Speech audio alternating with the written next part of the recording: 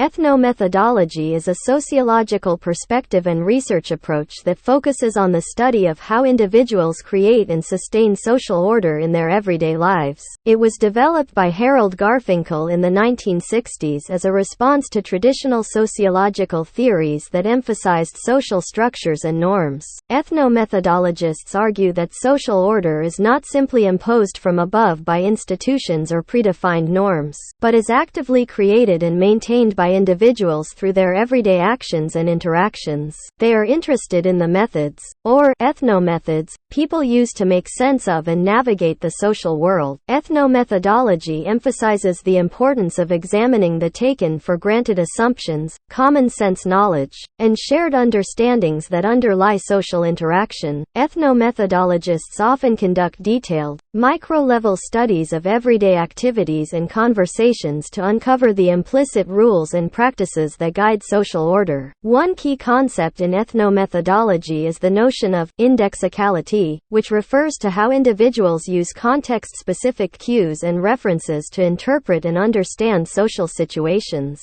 Ethnomethodologists also explore how individuals produce and interpret social meanings, negotiate social roles and identities, and manage disruptions or breakdowns in social order. Ethnomethodology has influenced various areas of sociology and social theory, including conversation analysis, symbolic interactionism, and the sociology of knowledge. It offers a unique perspective on social order and the role of individuals in shaping and maintaining it, challenging traditional notions of social structure and agency.